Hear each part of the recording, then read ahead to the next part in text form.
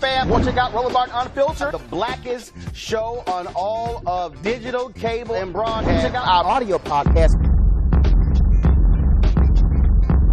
There's only one daily digital show out here that keeps it black and keep it real. It's Roland Martin Unfiltered. Press play.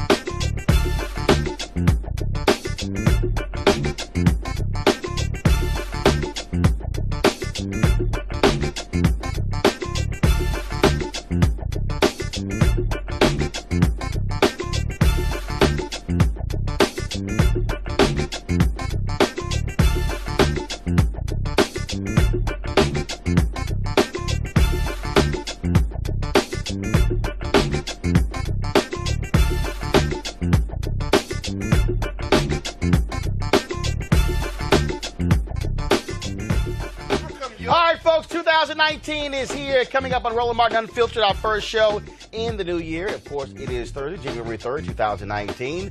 Today, the first day of the 116th Congress. Democrats, they swore in Nancy Pelosi as Speaker of the House. Also, 55 members of the Congressional Black Caucus also sworn in, the largest class in American history. Our cameras were there as they had their ceremony at the Warner Theater. We'll show you. You'll hear from Nancy Pelosi. Of course, you also hear from Steny Hoyer. And, of course, the new chair of the CBC, Karen Bass of California. All right, folks. And speaking of course, Democrats got some new rules they're going to be putting forth, including the issue of PAYGO. You got progressives who are saying, horrible idea to pass it. Other Democrats say, no, it's a smart deal. We have two economists, two different views, who'll break down exactly what that means. Also, we're covering the story out of Houston where a 7-year-old girl gunned down by a white man driving a red truck. We'll talk with the family attorney, Lee Merritt, about the latest on that particular case. And also, a strange case out of Georgia. A black man 2.5 years ago shot 59 times by cops. Feds were involved, but the feds will not cooperate with the Fulton County DA. I will talk with him right here on Roland Martin Unfiltered. How many of you also saw the video of that sister working at the McDonald's who beat the hell out of this white boy who tried to grab her? She should have whooped his ass. If you haven't seen the video, we'll show it to you. And also, I got a couple of things to say today about women's history, of course. That is, women getting the right to vote 100 years ago. But that was white women. It was not for sisters. And I'll break it down for you. Folks, it's time to bring the funk on Roland Martin Unfiltered. Let's go. He's got it. Whatever the miss, he's on it. Whatever it is, he's got the scoop, the fact, the find. And when it breaks, he's right on time. And it's rolling. Best believe he's knowing. Putting it down from sports to news to politics. With entertainment just for kicks, he's rolling. It's on go, roll, y'all. It's Roland Martin, yeah. Rolling with Roland now. He's funk, he's fresh, he's real, the best, you know he's Roland Martin.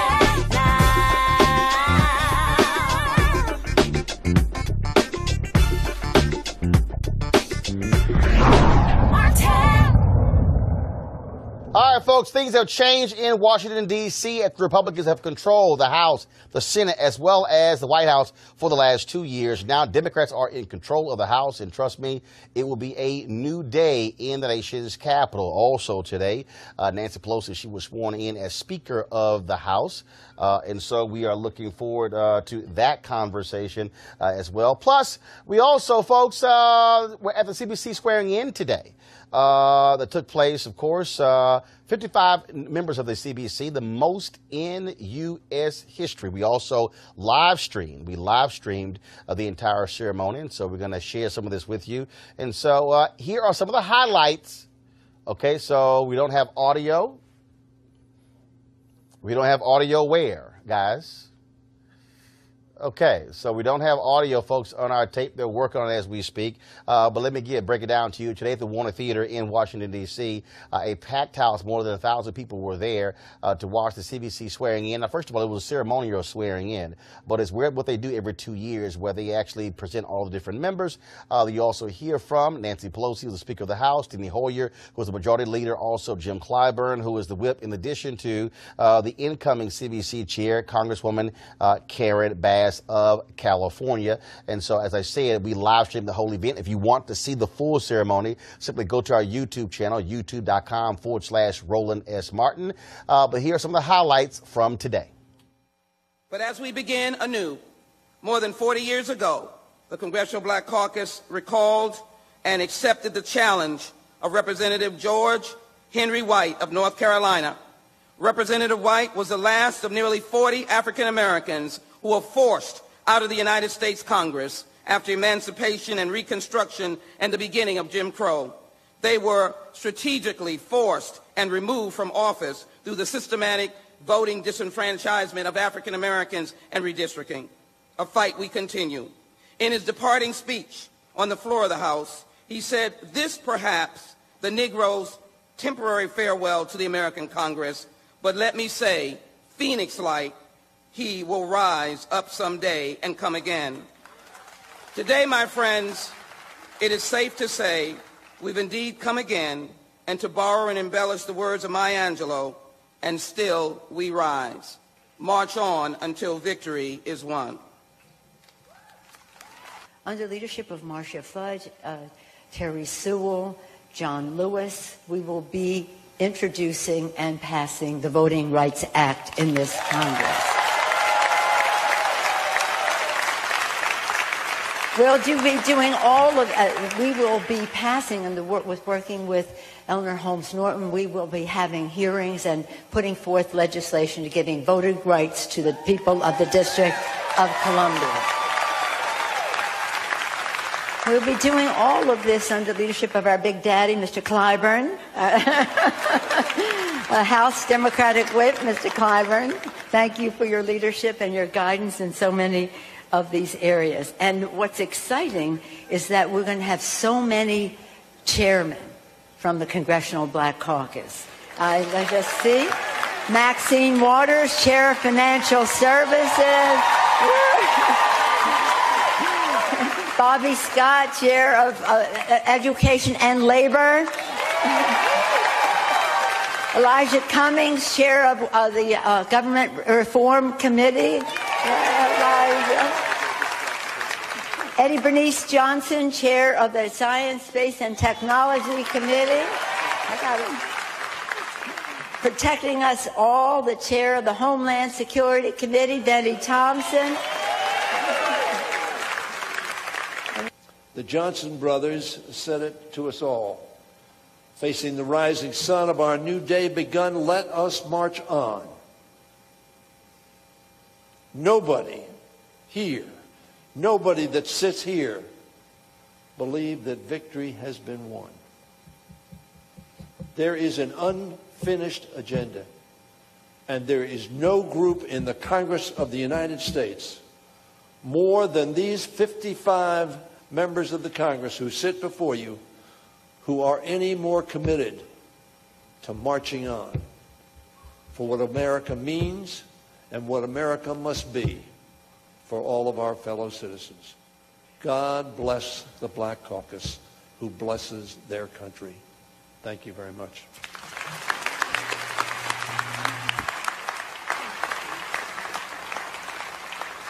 It was 2 years ago that I stood at this podium in very vulnerable and dark times. And I said that there was one thing that I knew that this CBC was not going to do. We weren't going to laugh if we didn't hear a joke. We weren't going to scratch if we weren't itching. We weren't going to dance if we didn't hear music. And we're never going to run because we're always going to be true to our God and true to our native land. With that, let me introduce you to the next chair of the Congressional Black Caucus, the phenomenal woman from Los Angeles, California, Karen Bass. Karen, I need to get...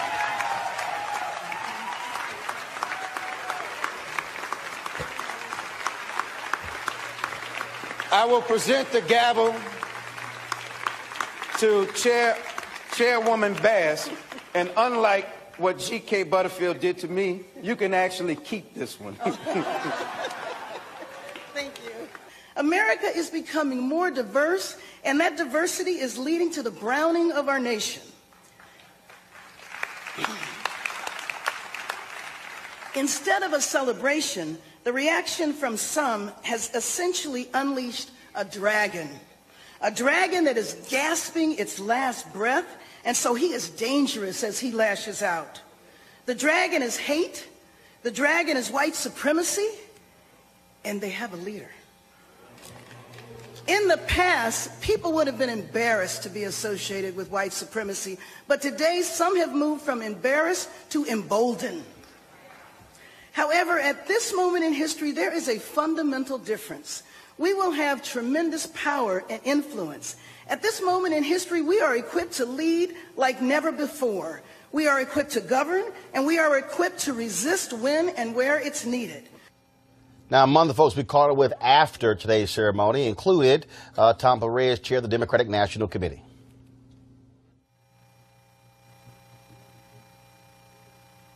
The 116th Congress is going to be a Congress to be remembered because not only do we have a historic number of African Americans, we also have a historic number of women. And in addition to that, I think when you look at the leadership of the 119th Congress, it is something that would perhaps terrify the people who tore the nation asunder for the Civil War, to see that even though they pushed us down into the murk and mire, we are now people who are leading the United States Congress in the year 2019. So I'm excited about it. There are going to be some ugly and dark times in front of us because I think the president has done some things that are going to eventually fall back on him and to some degree damage the nation again when people find out fully what he has been doing financially and maybe even in some areas that I won't even talk about at this point. We have a lot of influences, chairs, and a much larger caucus, but our focus is going to be on advancing the agenda, making sure people have better wages, make sure they have safer work sites, quality health care at an affordable price, higher education and K through 12. There are a lot of issues that we're going to be working on, and it's going to take a lot of work and a lot of support. So we're looking forward to working with people around the country to make sure that we can advance our agenda. CBC has always been the conscience of the House of Representatives and, frankly, the nation. And now the strength in numbers, the number of committee chairs and subcommittee chairs, what that means is that the conscience in action with the power to make change, the power to make sure America works for everyone, the power to make sure we invest more in schools rather than prisons, the power to make sure we restore voting rights and restore our democracy and restore opportunity in every zip code. That's what today means. We got a lot more work to do, but it is such a proud moment to see so many incredible people, strength in numbers. Now, that, of course, was this morning, a little bit later, of course, over on Capitol Hill. Democrats, they actually elected Nancy Pelosi as Speaker of the House. Here was Hakeem Jeffries of Brooklyn putting her name into nomination. Nancy Pelosi will fight for a country that provides for the poor, works for working families, makes sense for the middle class, stands up for senior citizens, innovates in the inner city, and strengthens suburban communities. Nancy Pelosi is a woman of faith, a loving wife, a mother of 5, a grandmother of 9, a sophisticated strategist, a legendary legislator, a voice for the voiceless, a defender of the disenfranchised, a powerful, profound, prophetic, principled public servant, and that's why we stand squarely behind her today. Let me be clear, House Democrats are down with NDP. Nancy D'Alessandro Pelosi, the once and future Speaker of the United States House of Representatives, I proudly place her name in nomination. May God bless her. May God bless the United States of America. All right, folks, let's now bring in our panel. Dr. Craig Carr, Chair of the Department of Afro-American Studies, Howard University. Teresa Lundy, Founder, TML Communications. And Alan Scott Bolden. A. Scott Bolden. No, 2019. first of all, that's what everybody at your college said what your name was. But you try to get all bougie when you come to D.C. A. Scott Bolden. Can't we start former chair. Hell no. Okay, no. 2019. Let's go. This is the 400th anniversary of 20-odd Africans arriving. We're going to speak truth to what's going on. Your ass trying to be bougie by going by A. Scott Bolden, former chair, National Bar Association PAC. All right, so let's deal with this here. It's very interesting. I had some people, Greg, who were I was talking about this on social media, and they were saying, this really means nothing. And then, of course, you got all these folks who are saying, will the CBC be advancing a black agenda? And let me just be real clear. If you're one of those people out there who consistently ask the question, why isn't the CBC, why aren't they advancing a black agenda? You're stuck on stupid. Because if anybody, Greg, understands the history of the CBC, yes, sir. And unfortunately for a lot of people, they have no clue what members of Congress literally do every single day to act as if having 55 CBC members isn't important is nuts. It's crazy. I mean, in fact, we can look today. House Majority, this was in Politico. House Majority touts its first black female floor director. Shawanza Goff is going to be running all the legislation through Steny Hoyer. There's a lot of black folks. Now, I will say, you know, maybe Hakeem Jeffries is starting his campaign to be Speaker of the House a little early. I think he went a little over the top with that kind of. But that having been said, everybody saying that needs to pay attention. The first bill introduced in the House today, H.R. 1, pushing through everything from campaign finance reform to gerrymandering to voting rights. There's black folks all up and down that legislation. And to have that greater number, Emmanuel Cleaver opened up with prayer today on the House floor. Those Republicans, I'm looking at Kevin McCarthy, I'm looking at them like their heads are about to explode. But why isn't that just symbolism? We've always had black people in the caucus. We've always had black people in the representatives. That's why I started with the legislation they introduced, brother. But does that represent real power or real symbolism? Well, I think it has to be translated black people now. Full of symbolism, right? It has to be translated into power. Okay. The caucus has always had a challenge doing that. Now, stop. Hold up. First of all, Julian, you're not on the panel. Okay, you here on another topic, so you got to wait your turn. You got to wait your turn. Okay, they not gonna talk. They not gonna talk in your segment. You ain't talking in their segment. See, now I'm telling you right now, I'm checking everybody in 2019.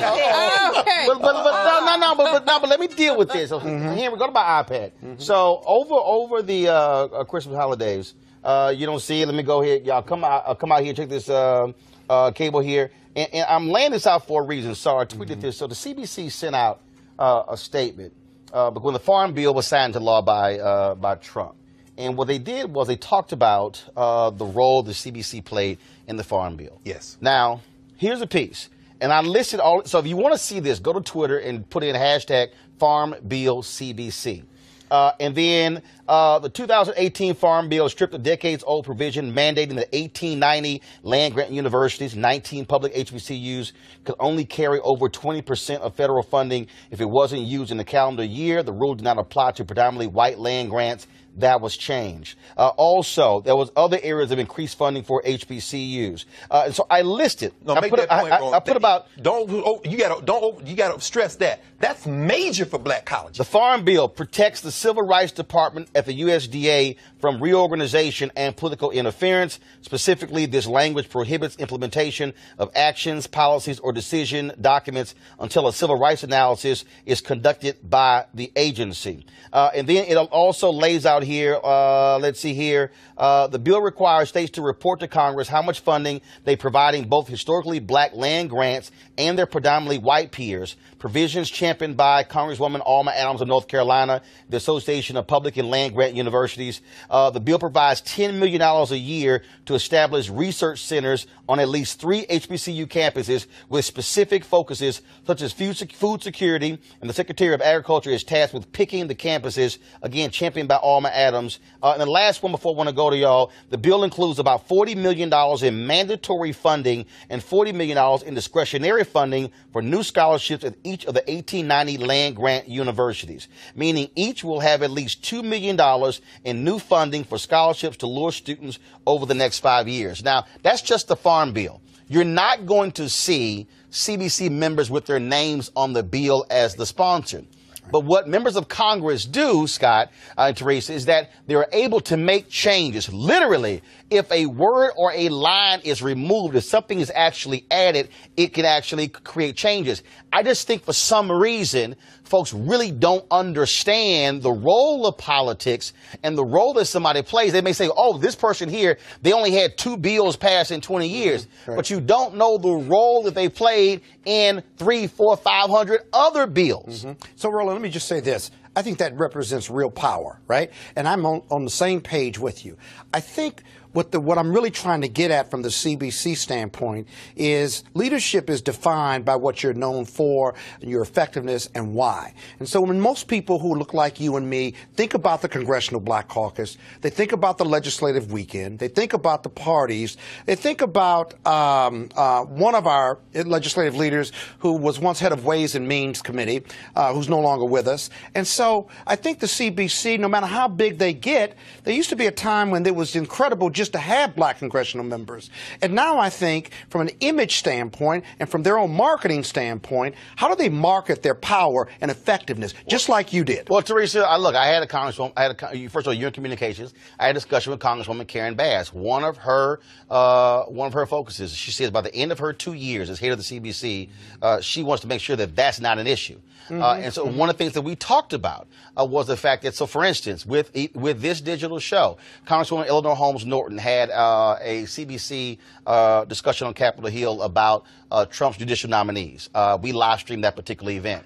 Congresswoman Yvette Clarke had a particular event as well that we also live streamed. And I said, look, there are things that your members are doing that no one knows about. I said, and if your people also are not talking, I said, look, ABC, NBC, CNN ain't going to be showing up to y'all stuff. And I literally laid out a strategy in terms of how they should be maximizing black media outlets, maximizing black syndicated radio, maximizing the 30 largest urban markets, those radio talk shows in those markets as well, in order to actually get that message out. There are a significant number of things that CBC members do, not only for their districts, but also that affect other parts of the country, that people literally have no idea about, but you have to also create the narrative to explain that. I agree. And I think the 55 CBC membership will also bring a new opportunity of digital engagement. But again, it is about what you said, Roland, about reinvesting into the urban media in those urban markets. So take it, for instance, if they decided to, put a budget together and they're like, we want to put $1 million and invest in communities. I think the CBC should actually continue to do that year round, instead of just the monthly newsletters that they currently do in D.C. Because, outside of, some of the issues that just takes place in D.C., I think locally they can, engage and probably uplift their communications a little bit more in their community. But Greg, news organizations. I definitely wouldn't walk away from mainstream news sources, but I would actually start looking at what that narrative strategy is to local engagement. So going back to their districts and actually implementing it. But the thing, though, Greg, but you also have to look at this thing as a collective. So what you have now is you have 5 CBC members who are actually chairing committees. And so when you begin to talk about, so for instance, the Oversight Reform Committee, the name was actually changed because their actual intent was not just government oversight, it also was in the private sector.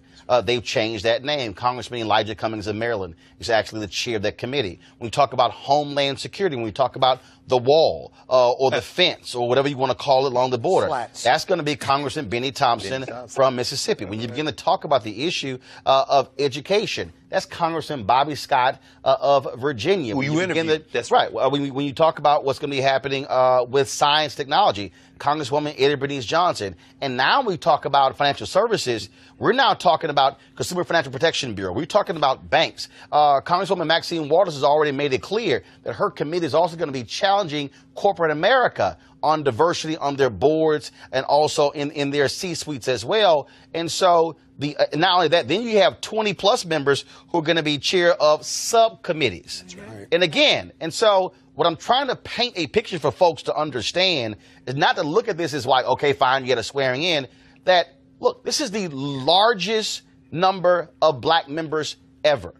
In 1901, when Congressman White was forced out, when all those black folks were forced out of North Carolina, there was some 40 black caucus members in Congress. That's right. It was 28 years between 1901 and the next black member of Congress. That's right. So to be in 2019 to have the largest group of the largest group in all of Congress being the Congressional Black Caucus, that is significant if we also learn to work with them to leverage that power. Absolutely. It's funny. Each one of those folk represents so many others.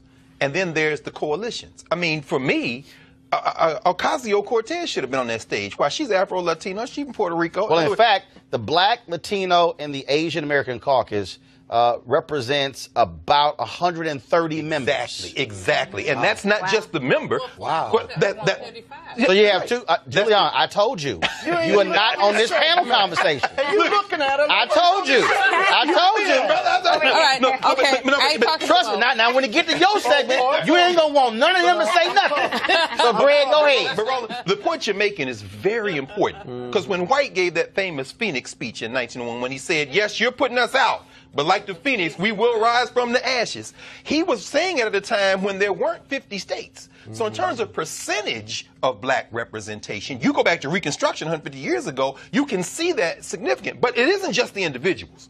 It's their staffs. It's the people they're working with. Yvette Clarke, who you interviewed, Yvette Clarke has been a leader on immigration reform. Because immigration reform impacts black women and men from the Africa, the Caribbean. This country has changed forever. And to Teresa's point, you know, they're not going to ignore the Euro stream, the white stream, but technology has disrupted that forever.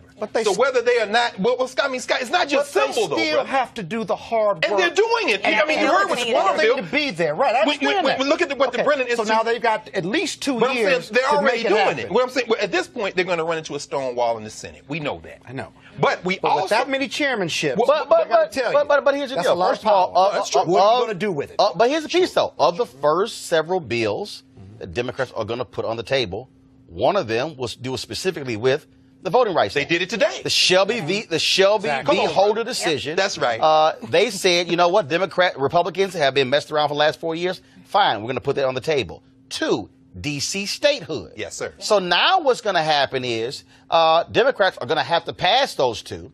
Now the thing goes to, okay, McConnell. Right. Are you now going to ignore that? Right. So now it goes over to the Senate. Okay. Or do y'all now want to blow that off? And so now they have to own up to that.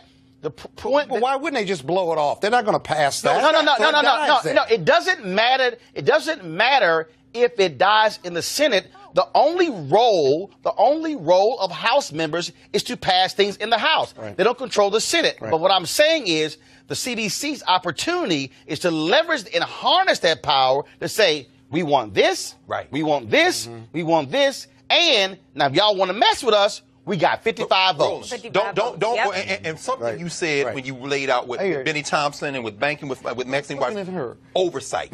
Right. Oversight. That's the key. There's a story that just came out of Indiana, for example. These white folks in Trump country are now complaining because the EPA hasn't cleaned up their thing, and they want hearings now for the EPA because their children are dying of cancer. They voted for Trump. Now that comes to the Congress. When you start talking about Benny Thompson and Homeland Security, like you say, slats, wall, whatever, Benny Thompson, they're about to get into details. And watch these white folks who call themselves Trump voters switch once these black folks over these committees start. In fact, here's what I would suggest.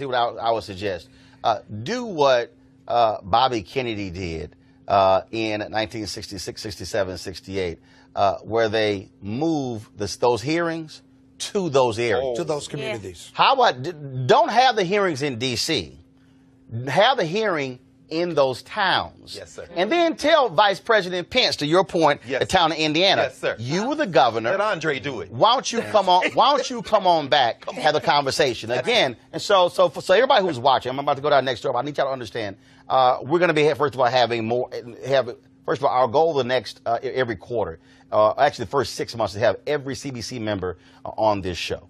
Have at least 2 to 3 every week so you understand what is going on. First of all, holding their feet to the fire on issues that we care about, but also talking about things that you may not even realize is actually going on. All these things are critically important, which is why this show is important as well. And so we're going to be doing that. So this, of course, is just the first day Democrats are in control of the House. But let me also say this here.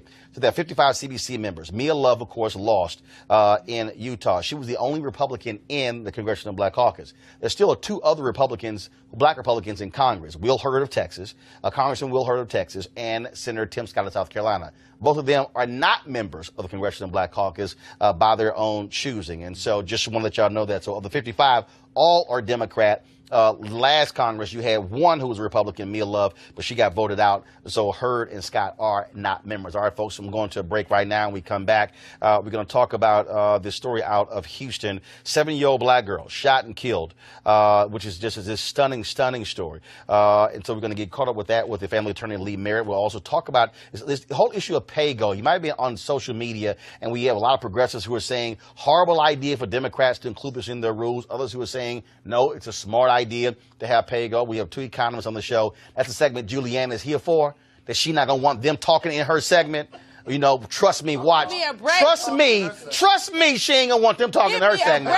And so we're going to be talking about that in just a moment. And so we're going to a break right now. We'll be back. Roland Martin Unfiltered.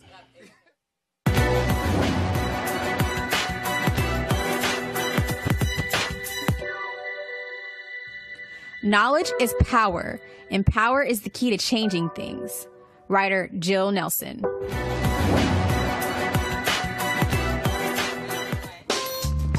Folks.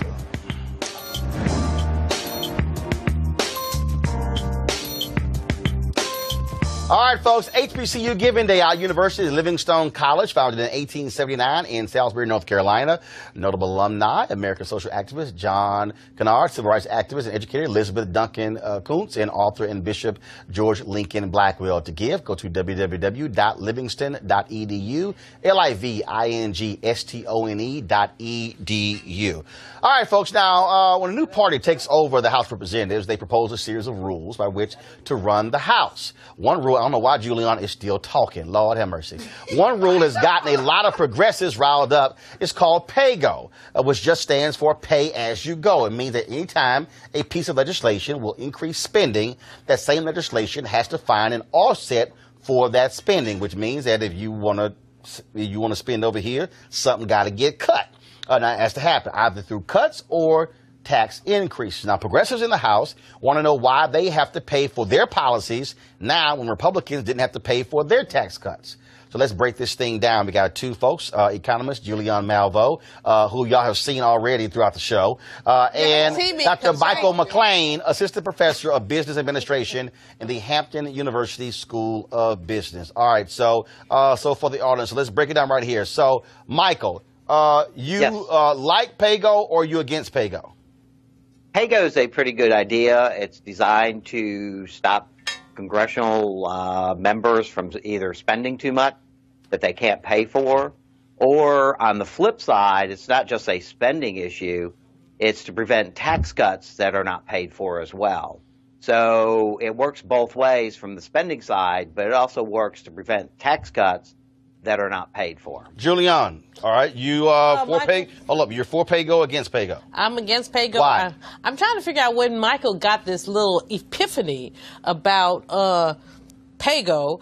The Republicans cause us a deficit, and all of a sudden now Democrats want to get on their bandwagon and say pay-go. So what it means is that it shackles Democrats in terms of social policy. It shackles us in terms of what happens. So you got this idiot in the White House who decides that you're going to have a deficit. It's okay. Now, Democrats come in and say, so we don't want to do anything wrong. We're going to pay-go. No. The way that hold on, Michael, hold on. Let her finish. I'm gonna come back to you. Go. The way that Keynesian economics works is that when we have surpluses, we save. When we have deficits, we spend. But we basically have created false deficits because of the gifts that we gave to corporations. Pay-go is a way to restrict Democrats from doing the right thing around education, around health care, and around a number of other things. It makes no sense. Yes. Go. Pay-go is not a new thing. It has been around since the 1970s. So pay-go has been in the House for a long period of time, as well as pay-go has been in the Senate with even more restrictive rules on the Senate side for paying for both expenses and for any tax deductions. But you know, Michael, pay-go's been around for a long period of time. Finish. Go ahead. Michael, pay-go's not a new philosophy. All right, Julianne. You know, they have always had waivers when they chose to, waivers when they wanted to spend more money on the military or other things. Now is a time with this new Congress to talk about waivers to do health care, waivers to feed people, waivers to do the American dream. And this pay-go nonsense, it is nonsense. It's really about attempting to shackle Democrats to a Republican ideology that says that you can't spend money unless you spend it on corporations. Now, and you know that. So, Michael, here's interesting. So, I want both of you to answer this. And so, when I was at the CBC swearing-in today, I was talking to one of the members who is not a conservative member. Guarantee you, he would be called a liberal or progressive member. This is what he said. He said that, first of all, when Democrats, when Bill Clinton was president, there was a surplus that was left, and of course George Bush had tax cuts, and they turned that surplus into a deficit. He said the reason pay-go makes sense is because, one, you have to deal with the deficit. Two, he said the amount of money that we're spending on interest, he said that money versus continuing these deficits, you could take that money that you're spending on interest and actually apply that to various programs. He said, so Democrats, he said, now, Democrats could play the game of, oh, Republicans, they had no fiscal responsibility, so what the hell, let's follow along with them. He said, I don't want to be like them. He said, I do care about the deficit. So the question is, if with pay-go, if it causes you to say, look, if you want to spend this, something got to get cut or we increase taxes, doesn't that force folks to make those decisions? And why can't Democrats then say, all right, we're not going to add another $700 billion to defense spending. We're not going to add another multiple billions of dollars for something else or for this damn wall. We want to spend it over here. Isn't that pay-go? That is basically pay-go, that if you want to take money and spend it on a particular item, you have to have some offsetting either spending reduction or increasing in taxes. So everything has to be offset for a spending piece of legislation, and that is basically what pay-go is. And every year the Office of Management and Budget has to look at all the expenses, or all the spending Congress has done, all the tax cuts or spending decreases they're done, and if they have spent more than what their other offsets are, then there's a group of programs that simply have automatic spending cuts built into them. Julian. This flies in the face of Keynesian economics in terms of the ways that we balance things. I agree that we need to look at what we cut, but I also think that there are investments that we make, investments in education, investments in housing, investments in all kinds of things. Who pays for that? I mean, because first of all, here's the deal. There's somebody at home who's going, look, I don't know who Keynes is. I don't know Keynesian. All I know is in my own. No, 1 second. Look, I'm speaking like an average person because I'm literally looking at their comments right now on Facebook, Periscope, and YouTube. So they tell me I'm crazy. No. What they're saying is they're saying the problem with this whole conversation is, and with Congress, is that it's not how people actually live their lives. That if you want something, if you say, Mama, I want this, it's like two things gonna happen. Either you gonna get that, or you gonna get that, or I got to go out and make more money to pay for all this, but I can't pay for everything. Otherwise, I'm gonna be in hot. I'm gonna have a deficit. I'm gonna be broke as all get out. Personal deficit, Roland, is not the same as a structural deficit, and that's what people need to understand. You did not lose anything when that orange orangutan cut taxes and gave money to corporations. You personally, Roland Martin, Scott Bolden, nobody lost anything from that. And so hold up. When he did that, correct me. When he did that, has that not increased the federal deficit? It increased the federal. Does that now mean that federal taxpayers are spending more on the interest on that deficit than were before? So then let's roll that back as opposed to talking about Medicare, Medicaid, education, all that. But hold up. But isn't that a part of pay-go? That if you wait a minute. Allow me to finish the point. Yes, sir. So if Democrats say we want this, and it's going to cost $1 trillion, can't they say we want to roll back the $1.5 trillion tax cut to pay for that? Ain't that called PAYGO? Well, it's not called PAYGO, but that works for me. Well, what the hell is it called? That works for me. The point at the end of the day is that we have to balance what we invest in people and what we invest in corporations. Hold on. Michael, final comment from your perspective.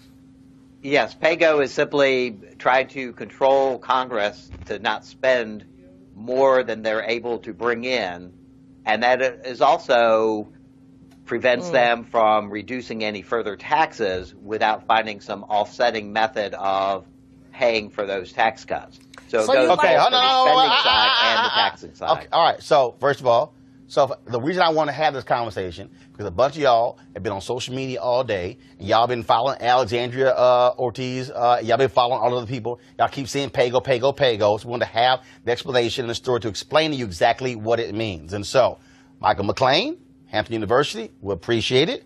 Julian Malveaux, Bennett College, President Emerita, we appreciate it as well. For the rest of y'all, if y'all still are clueless, guess what? That's called Washington, D.C. and Capitol Hill. Because, hell, they don't even know what in the hell is going on. Yes, I do. I said Capitol Hill. Scott, no. You couldn't talk. What last I say is really important. Okay, but you can tweet it. All right, so here's a piece. I'm going to our next story, y'all. No, we done. We good. Appreciate it. Thank you very much. No, I'm just telling you. We did it to explain to people what's going on. No, not. This segment's over. That's cool. You can tweet about it. All right, y'all. Let's go to our next story.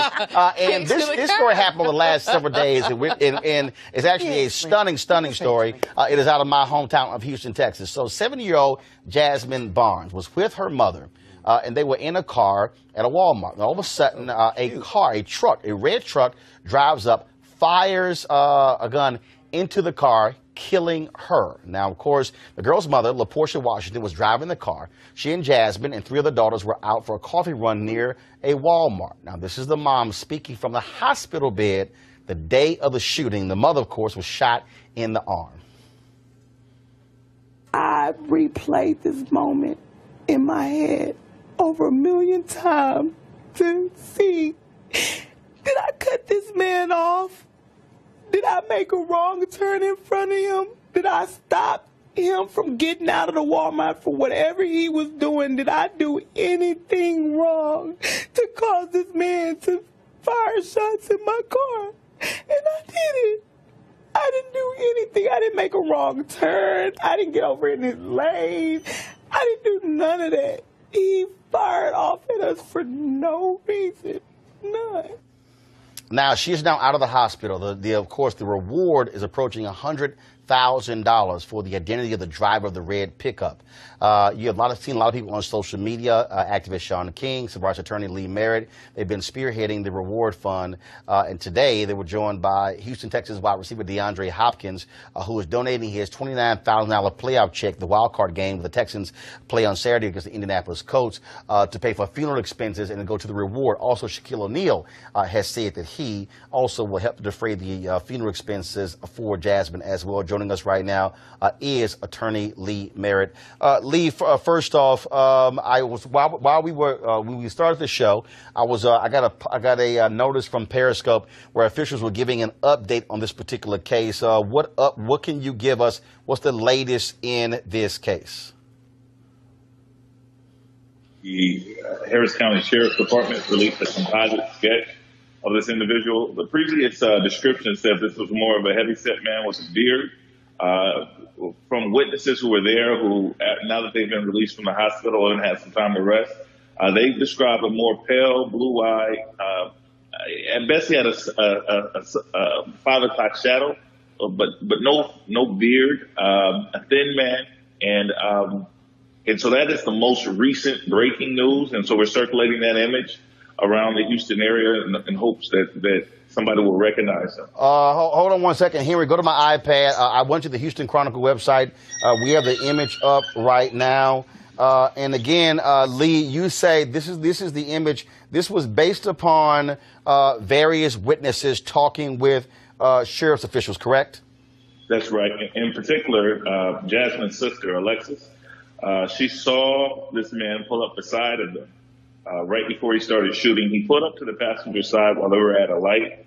and she did like a lot of us do. She glanced over to the person next to her. She noticed him looking. He seemed, in her words, he seemed sort of ill.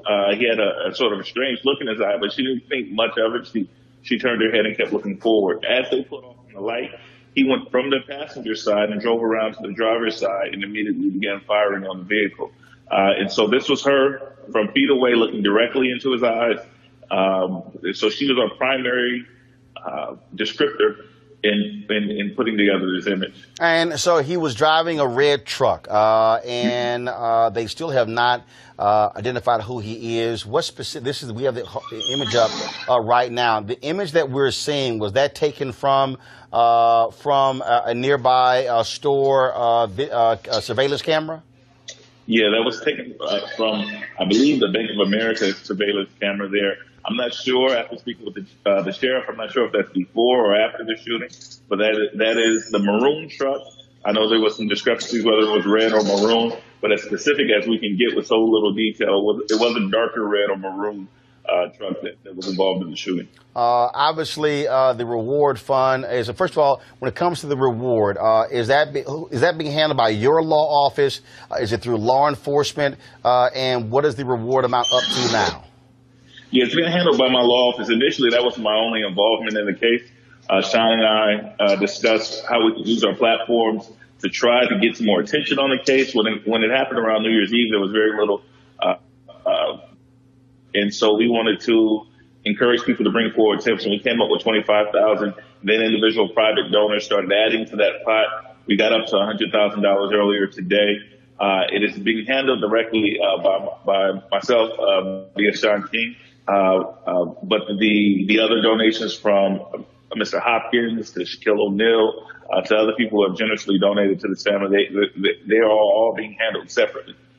And also, the father also created a fund for his daughter as well. What information do you have on that? Yeah, Chris, the father, Sevilla, has a GoFundMe that is going to help cover some of the expenses that come with these kind of tragedies.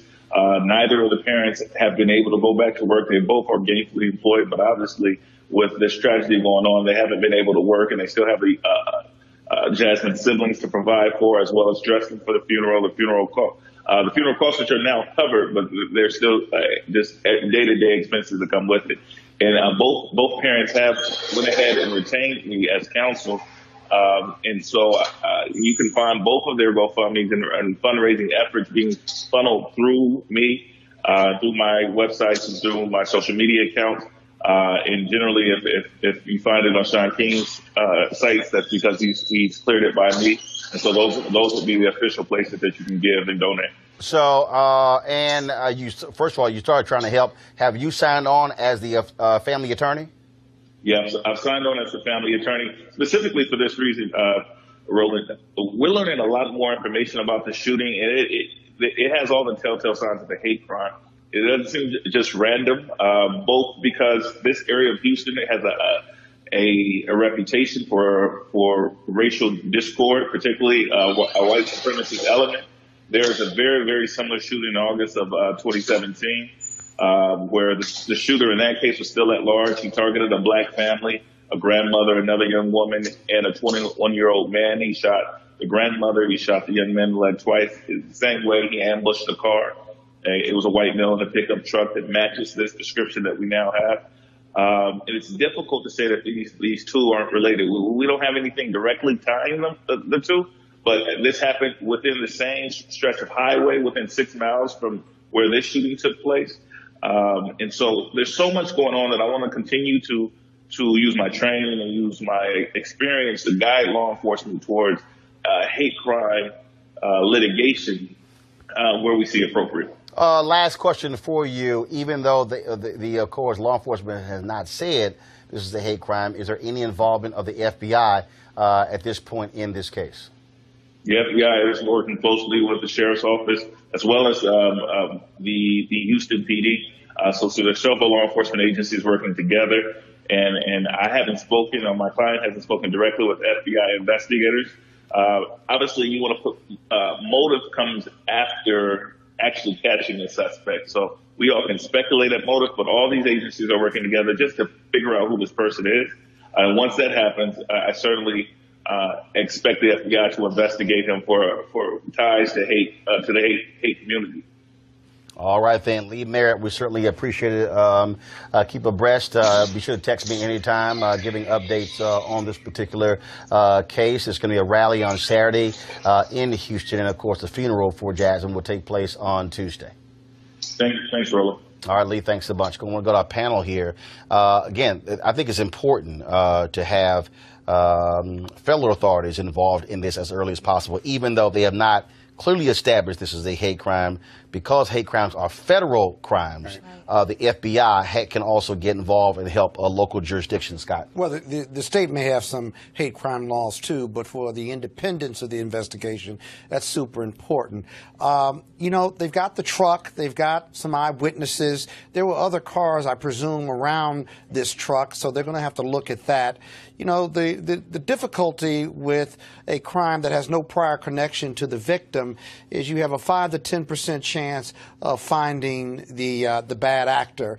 If there is a prior relationship, that's where the police are going to start. I doubt there is one based on what I just heard, but there may be. But then what they're doing with the fundraising, what they're doing with the rallies, that's all important to keep pressure on the police because someone saw that vehicle. If this is a serial hate crime killer, then somebody knows something. And so my hope and prayer is that it gets resolved and that the killer is taken off the street. Henry, but we got to keep the pressure on. Henry, go to my iPad, please. There is a hate crime law in Texas. You might remember, of course, when James Byrd was dragged behind the pickup in Jasper, Texas. Right. It was initially vetoed by George W. Bush and then later signed when he was governor. This is a graphic on the Department of Public Safety in Texas where they break down 53.9% of all hate crimes in Texas are racial. But when you look at this number here, you see anti-white, 18 offenses, anti-black, 103. And then multiracial, anti-Indian. And so the reality is if you add up every other group, Jewish, Hispanic, Arab, Indian, Asian, Pacific Islander, and white, it does not even come close to equaling the number of anti-black cases. Teresa and Greg. So I actually want to see, and I know justice is going to be served in this. I just got to be hopeful in this, right? But what I do want to see is legislation come from the representative of Texas, because obviously this is an ongoing trend. The numbers are staggering. The difficulty gets harder and harder for families and, of course, members of color. So we can't feel safe to, even go to Walmart or go, to the gas station. Then that's when the laws need to step in. And well, you already have a Texas law. It has. So you already have a state. You need to amend it or something because something. Well, here's the deal.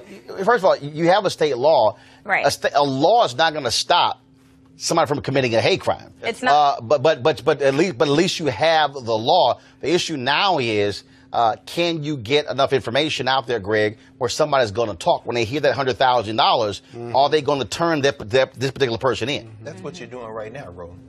That's why this show is so important. And your platform. So we heard Brother Merritt say that. He said, how can I use my platform? Sean King used his platform. And then you got Shaquille O'Neal. You got this brother from the Texans. This is the thing that strikes me.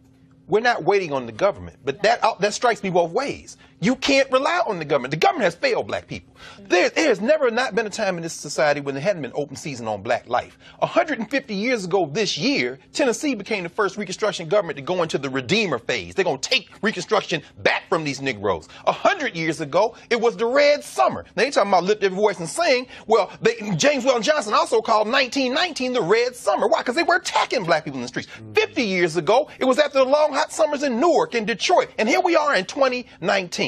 What does it mean? It means that our lives are not safe. This white man pulled up and blew a little baby away and shot multiple times, hit the mother, hit her sister, and guess what? We're not waiting on the government. Sure, the law is there, but these brothers and sisters stepped up and said, here's the reward. And because of this show, because of this platform, somebody's going to watch and say, wait a minute, I know that truck.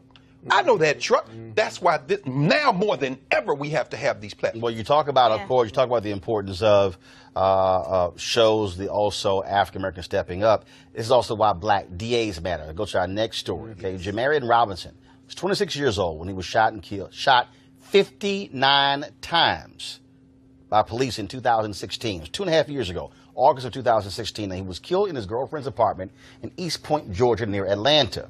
He was shot by a fugitive task force made up of various Metro Atlanta officers and at least one U.S. Marshal. And the early police report said that Robinson fired at least 3 times at the police, but a gun found at the scene was damaged and inoperable. Now the district attorney of Fulton County, Georgia, Paul Howard, is suing the federal government because they are not cooperating in his investigation of the shooting.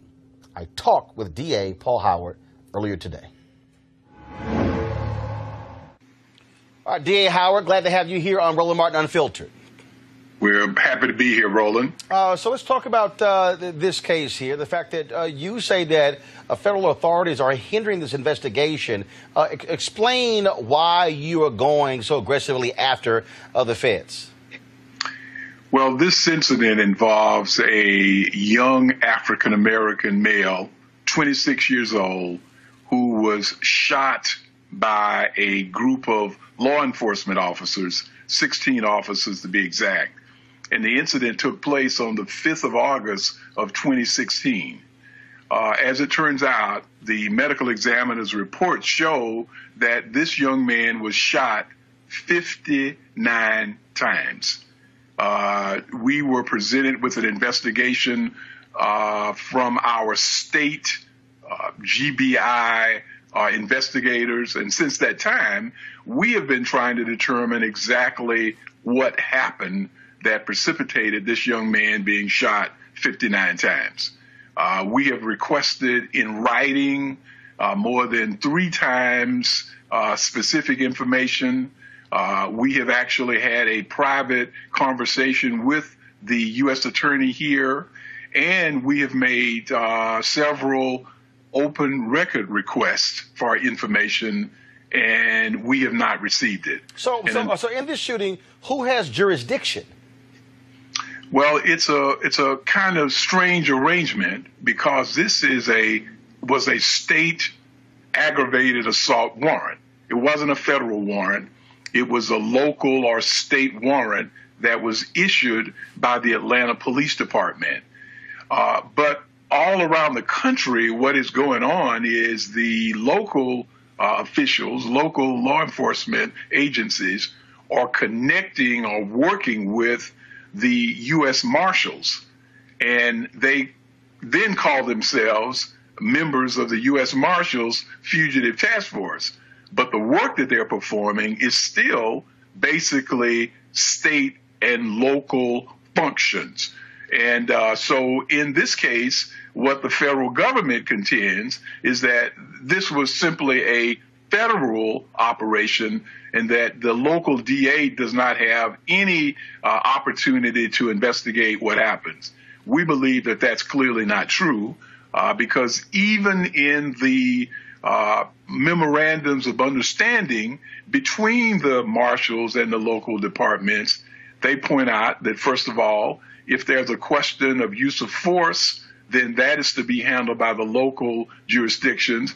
And they also indicate that each one of the local officers has to follow his own local rules. So here's what I'm trying to understand. Here. So here you have a young man shot and killed 59 times. And you're trying to get information. They won't give you the information. Well, is the U.S. attorney prosecuting the case? Because if the U.S. attorney's not prosecuting the case, are they acting as if nothing happened? That's correct. In fact, you get the impression that they are acting as defense counsels for the law enforcement officials that are involved. And that's our very question. We have been asking them, has there been a federal investigation? You would think that maybe there's a federal report of what happened. We have not received any indication that such an investigation has taken place. And if a report was put together, we have not seen that report. And that's one of the reasons that we filed this lawsuit. Again, this took place 2.5 years ago. And you're not, first of all, you're not even making a judgment as to whether or not these officers were right or wrong. I get the sense that what you're simply trying to do is get all the available information to ascertain exactly what took place to determine what your next step is. That's absolutely correct. In fact, one of the questions that we're asked is, well, what do you plan to charge these officers with? Well, we're trying to, first of all, to get to the bottom of this incident. We're trying to simply find out the truth. We believe that that's what the family members deserve, that we believe that's what our community deserves, and I think that's what these officers deserve, is to get to the truth of the matter. Do you believe, and I can understand if you don't want to answer the question, but I have contended that under Jeff Sessions, there was this whole attitude to police officers, we're not going to question you, we're not going to stand in your way. He even said we're going to pull back from these consent decrees, because talking about how it was hurting the morale of police officers by having federal jurisdiction. And I kept making the point, I'm sorry, you still are not above the law, that if you're a police officer, local, state, or federal, I mean, you have to abide by the laws as well. And so it sounds to me like, even though Sessions is not there, that the Department of Justice is somehow just standing in the way, not trying to seek justice or to seek proper answers, whether to clear these officers or even to pursue charges against them. Well, Roland, I think what you've raised is a very valid point, because it's important for the public to understand that when shootings like this, when they've occurred in other locations in our country, when the claim is made that they're federal incidents, then what that has meant is nothing happens. There is never any prosecution. So I don't think that it is accurate to say that that has only happened with Jeff Sessions, because if the data is examined, I think what we see is that this has been going on for a long time in our country. Mm-hmm. But I think because of people like yourself, that citizens are now beginning to ask questions.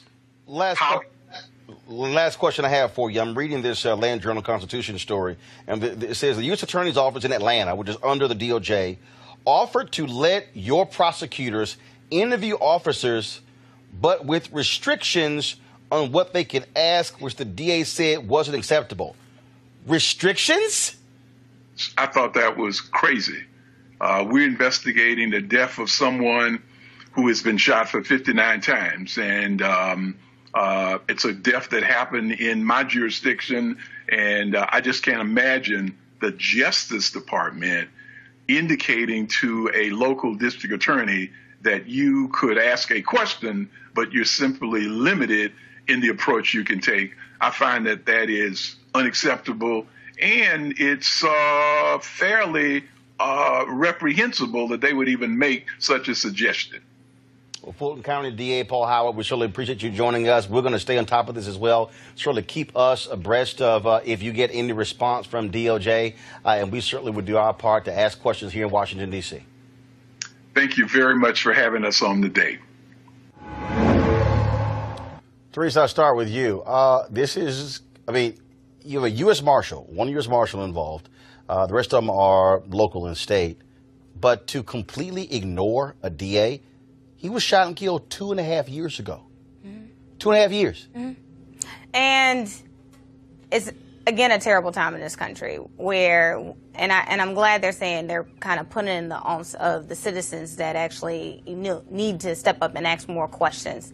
Because right now, especially with this case, it seems like, when there's no communication, there's lack of responsiveness, there's not going to be anything that gets done. It sounds like they're kind of cleaning it up or maybe protecting someone or something. And I think we need to find that right now more than ever.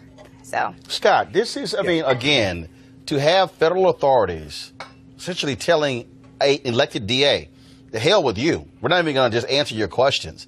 This, to me, is an abomination. Well, as a former prosecutor, this happens a lot more than most people think because you don't see it in a lawsuit. There are other options that the DA has here. He's investigating. I'm surprised there's no civil lawsuit, which on the civil side would get to the bottom of a lot of this. The DA could also put this case into the grand jury and issue grand jury subpoenas to all of these officers and bring them in and just let them tell their story if they're not going to be subjected to an interview or it's limited. Remember, DOJ said to them, we'll let you talk to them, but there are certain questions they will not answer depending on what the investigation was. But here's the deal, though. But you won't even share the investigation with the DA. We can't. Hold on. We can't control that. So now this DA has some other options. Right, which is why he's going public. But also, some of the officers also have told his office. They've been told, don't you say anything to the DA. I understand that. And you know what? We can't change that. So what you do is, you got a grand jury, the family has a possible lawsuit, because civil justice will get to the bottom of a lot of this. I'm surprised there isn't one of those, but this DA could also go above the U.S. attorney, go to DOJ, and see if they could get some relief. There's something they're trying to protect. It's not just because it may be a hate crime or police brutality. There may be something else that's super sensitive in a broader investigation. I'm not defending. What I'm saying to you is, this DA chose to sue, but he's got some other options. Greg, damn that. It's been 2.5 years. It's been 2.5 years. Right. Well, I mean, thank goodness a black DA is saying, damn it, y'all gonna answer my question. A white DA would have the same question. I ain't buying that one. There's no race-based prosecution here. Give me a break. To the point you raised. Yeah, okay. One person died, 59 shot. No. But in the interview with Paul Howard, he clearly said, a black man was shot and killed 59 times. Greg, go ahead. It's not a racial fact. What I'm saying is that race always matters, Scott. I didn't say it didn't. Okay, well, but don't tell me a white prosecutor wouldn't be asking the same questions. 149 years ago, July 1st, 1870. I was not here on this earth. No, you weren't. That's why I'm about to tell you. But you can at least read a history book. 149 years ago, July 1st, 1870. Go ahead, Greg, break it down. The United States Department of Justice was established. It was established under the presidency of the man who took office in 1869, 150 years ago. And therefore, wait a minute, hold on. Therefore, hold up. This is the First of all, he's about to unpack this thing. That's okay, Roland. Go ahead. This is the genius of ignorance.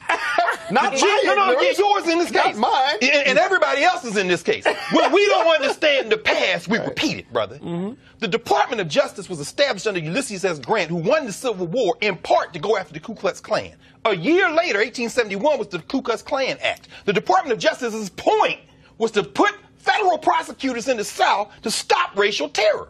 Now, fast forward to 2019. Really fast forward. You've got a department. No, hey. Hold on. Stop. Hold up. You're going to finish your point. First of all, it's my damn show. Take as much time as you need. I'll tell you when to wrap up. See, this is the thing. Go ahead, Greg. You know this. I ain't going to let no Kappa tell an Alpha he on the shot clock. Greg, go ahead. I don't care if you're the lawyer. Go ahead. I don't care if you're the lawyer.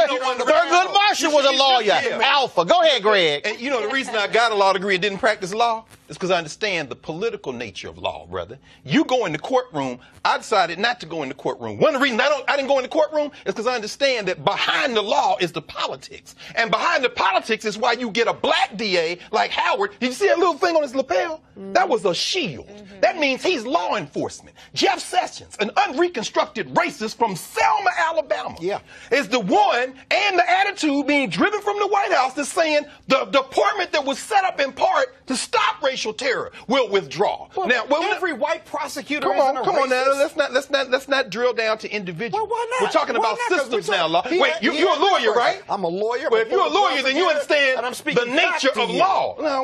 Let's not. Come on now. Now let's be clear. So you think the feds just don't want to see any justice done? What I'm talking about is the nature.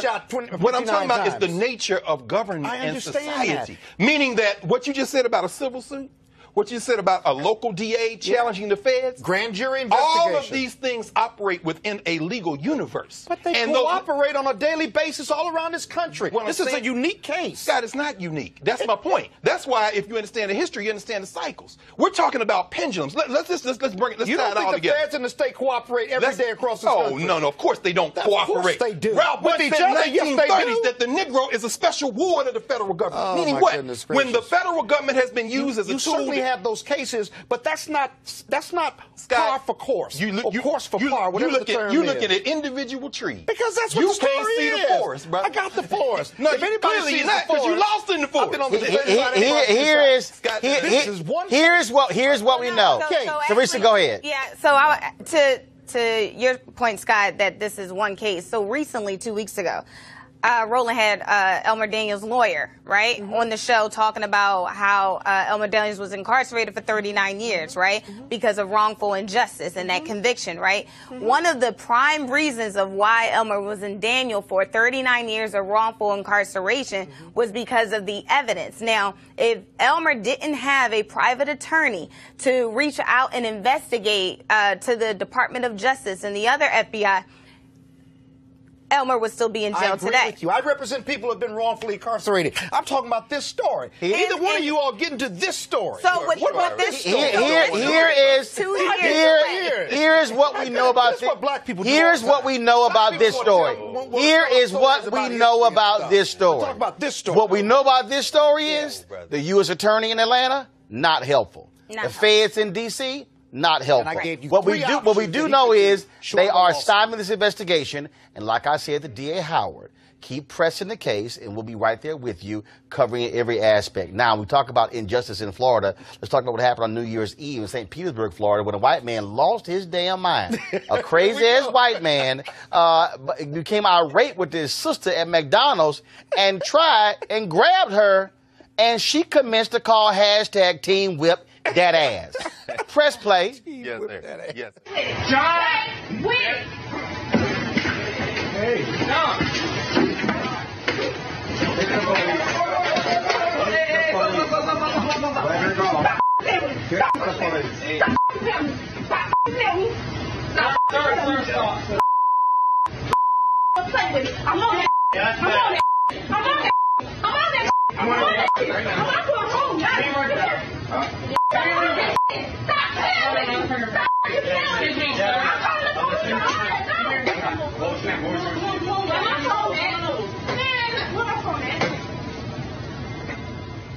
All right, so here's the deal. The dude got upset because there weren't any straws in the condiment area. Now, in St. Petersburg, they passed a law to ban plastic straws by 2020.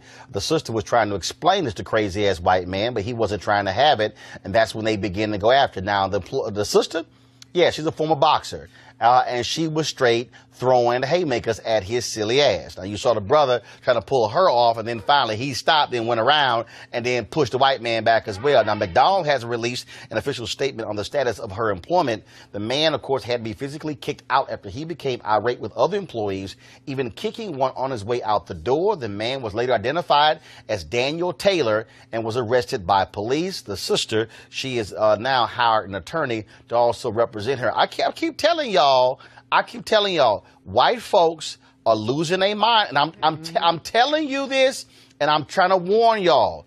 Somebody white is gonna get killed. Like the white boy in was it Seattle? Yeah. When he called the brother working at FedEx a nigga, and the brother punched him in his face, and homeboy died. Yes, I'm telling y'all, one of these white folks is gonna end up getting shot and killed when they come across the wrong black person by calling the cops and accosting them. So I'm just trying to warn all y'all crazy ass white people. Y'all might think y'all emboldened by Trump. Right. But trust me, it's going to be a GoFundMe account for your ass to bury you when you roll up against the wrong black person. I'm just being honest. Brother, look, don't let your MAGA get your ass kicked. Because that sister right there put the hand of Ogun on that white boy. She put that iron fist. But let's also talk about, how he then called the police and said he was attacked. Of course. Because he was being mighty white. White privilege. But you reach across to a woman that looked like she's 5'3", 5'2". Look at this. She's defending herself. She's tuning him up. Tuning him. Look at her. Oh, shoot. A half a minute. She's trying to defend herself, and it's unfortunate that even the employees don't even. It seems like McDonald's needed helping her. Well, it looked like they was trying to pull her off. First of all, if you look at most fast food restaurants, you might have 4 or 5 people who work in. You will mind your business. It's not common for you to also, she whooping somebody's ass. Right. So it's not like you running over there. Right. And I'm telling you, probably look, is this actually happening? But the brother, DC, that white man would have died. Okay, y'all, this was in St. Petersburg, Florida. Have y'all been to St. Pete? I was just there last month. Come on, And brother. what? The brothers ain't bringing it. It or ain't that something? many of us there. No, don't do that in Harlem, brother. St. Pete is a retirement. It's a retirement community in St. Pete. Don't do that. Ain't that many of us here. So first of all, McDonald's, y'all know. What's McDonald's saying? They ain't saying nothing yet. They said it's under investigation. Y'all need to make her employee of the year. I'm just saying, McDonald's. Wait, McDonald's. I mean, hello, McDonald's. Where your former CEO was black, Don Thompson, Alpha. Just letting y'all know. Okay, y'all might want to say something. Okay, folks. Last point before I got to go. We're over our time. It's our first show back. But I got to get this in. First of all, we actually would have been on time if Scott kept interrupting Greg. And then with Julian, then he wouldn't argue with Julian. That was 15 minutes right there. All right, so I want to deal with this here. So earlier today, when Nancy Pelosi was being voted upon for Speaker of the House, Liz Cheney, who is head of the Republican caucus, she stood up. She's a Republican, daughter of former Vice President Dick Cheney. She stood up and she talked about this being the 100th anniversary of women getting the right to vote. So I then tweeted about that, saying, let's not forget that was for white women. It wasn't for all women, including black women. Now, first of all, you got some little dumb Republicans who tried to get all upset with me because obviously none of them have actually read a history book. Then you had some white folks trying to white-splain to me history by saying, well, no, the law did give black folks the right to vote. Then I had to go ahead and break the history book out on they silly ass.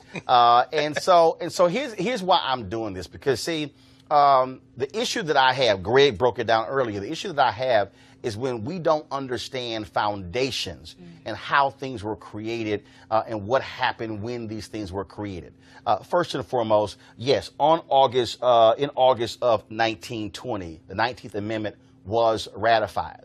But let's understand that it was Southern states that did not even want to give women the right to vote. Go to my iPad, Henry. If you go to history.com, they show right here, Alabama, Georgia, Louisiana, Maryland, Mississippi, South Carolina, and Virginia all did not want women to have the right to vote.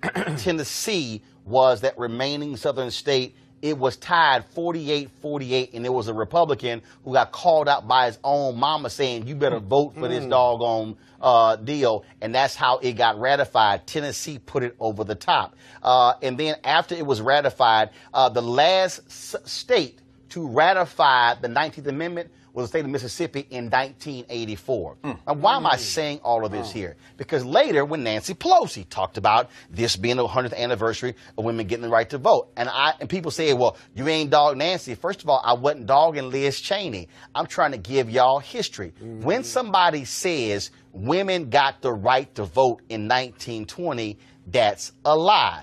White women got the right to vote. Now, even though the Constitution does not specifically specify white women, they were talking about white women because black women, especially in the South, couldn't vote immediately in 1920 and 1921. It took the 1965 Voting Rights Act for that to happen. Come on, brother. I'm trying to get us to understand that because, see, then I had to break it down to somebody that if you want me to somehow believe the 19th Amendment and included black people, well, hell, the 15th Amendment should have been enough when it came to giving us the right to vote. But in fact, the 15th Amendment only gave black men the right to vote, even though the Constitution didn't specify gender. Okay, so if that's actually, and in fact, if you really want to take this thing further, come on, brother. Well, hell, the 14th and the 13th Amendments should have all applied. So there should not have been even a need for an additional amendment. That's right. I need us to understand that we have to push back on a lot of this nonsense to get people to understand that when certain laws were passed, they were not meant for us. If we go along with this narrative that, yes, women got the right to vote 100 years ago. No, white women got the right to vote. Just like I need us to understand how white women have been able to benefit from the black freedom movement. Because if you want to understand Title IX passed in 1972, that didn't have a damn thing to do with volleyball or basketball or softball. That was about opening professional schools up to women. Women to be doctors and lawyers and dentists and engineers and professors.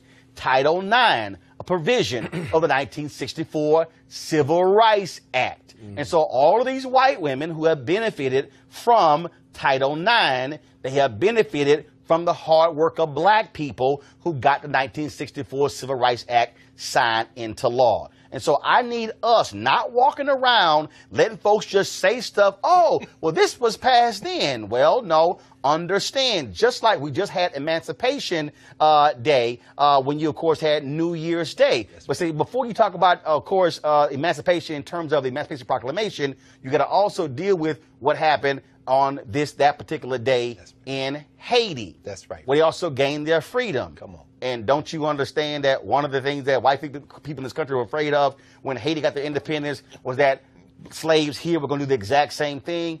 I need us to stop walking around listening to his story and have a better understanding of history because it better frames conversations. And so some folks today on to Twitter who got schooled by trying to come at me.